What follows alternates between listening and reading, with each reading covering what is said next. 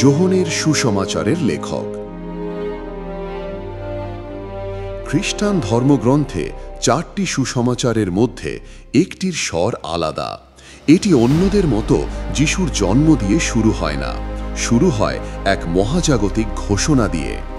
আদিতে ছিল বাক্য, আর বাক্য ছিল ঈশ্বরের সঙ্গে, আর বাক্য ছিল ঈশ্বর। এই গ্রন্থই যোহানের সুসমাচার। এটি শুধু ইতিহাস নয়, এটি যেন এক আধ্যাত্মিক যাত্রা, যেখানে পাঠককে আমন্ত্রণ জানানো হয় বিশ্বাসের পথে, জীবনের পথে। কে লিখেছিলেন এই সুসমাচার? শতাব্দীর পর শতাব্দী ধরে উত্তরটি ছিল সহজ। যোহন সিবদিয়ের পুত্র, যিশুর প্রেরিত। তিনি সেই প্রিয় শিষ্য যিনি শেষ ভোজে যিশুর বুকে হেলান দিয়ে বসেছিলেন, যিনি ক্রুশের নিচে দাঁড়িয়েছিলেন, আর যিনি প্রথম দৌড়ে গিয়েছিলেন খালি কবরের কাছে। কিন্তু আধুনিক গবেষণা এই ছবিটিকে জটিল করে তুলেছে। গবেষকরা বলেন লেখাটি রচিত হয়েছিল খ্রিস্টাব্দ 90 থেকে 100 সালের মধ্যে, অনেক পরে।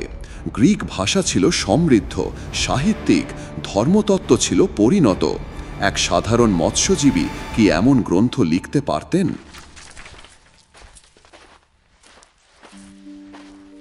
প্রাচীন মণ্ডলীর কণ্ঠ, যেমন ইরেনিয়াস বা ইউসেপিয়াস, এক বাক্যে বলেছিলেন, হ্যাঁ, লেখক যোহন প্রেরিতই। কিন্তু আধুনিক তত্ত্ব বলছে এটি হয়তো যোহন প্রত্যক্ষ স্মৃতির উপর দাঁড়ানো, কিন্তু পরে তার শিষ্যেরা বা এক যোহনের সম্প্রদায় সেটিকে সাহিত্যিক ও ধর্মতাত্ত্বিক রূপ দিয়েছে। তাহলে কি যোহন লিখেছিলেন, নাকি তার কণ্ঠকে লিখে দিয়েছেন অন্য কেউ? সম্ভবত উত্তরটি মাঝামাঝি। এটি যোহনের চোখে দেখা অভিজ্ঞতা, কিন্তু কলম ধরেছিল অন্য কেউ। যোহনের জীবন।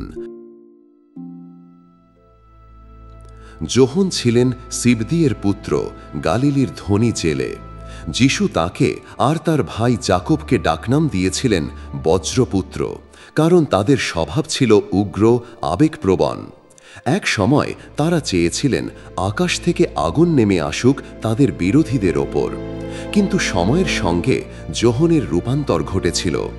শেষ পর্যন্ত তিনি হয়ে উঠলেন প্রেমের প্রেরিত। যিশুর ক্রুশের নিচে তিনি দাঁড়িয়েছিলেন, আর যিশুর মা মেরির যত্ন নেওয়ার দায়িত্ব তিনিই পেলেন। যোহানের সুসমাচার ভিন্ন। এখানে যিশু শুধুই শিক্ষক নন, তিনি পূর্ব অস্তিত্বশীল ঈশ্বরের বাক্য, লোগস। তিনি নিজে বলেন, আমি জীবনের রুটি, আমি জগতের আলো, আমি উত্তম মেষপালক, আমি পথ, সত্য ও জীবন। এই 7টি আমি আছি ঘোষণা শুধু উপমা নয়, এগুলো যিশুর ঈশ্বরত্বের সরাসরি দাবি। যিশুর পুনরুত্থানের পরে জন প্রথমে জেরুজালেমে নেতৃত্ব দেন।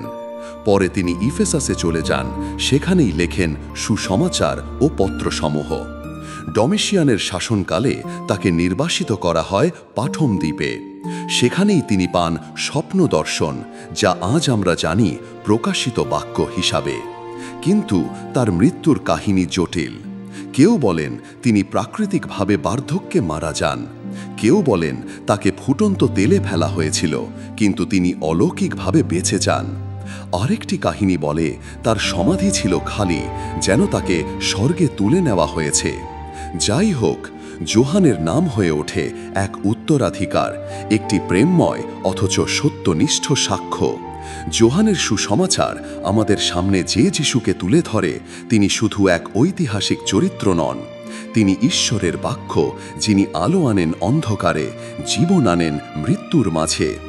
এই বই আজও একই আমন্ত্রণ জানায়, যেন তার নামে তোমরা বিশ্বাস করো আর সেই বিশ্বাসে জীবন পাও।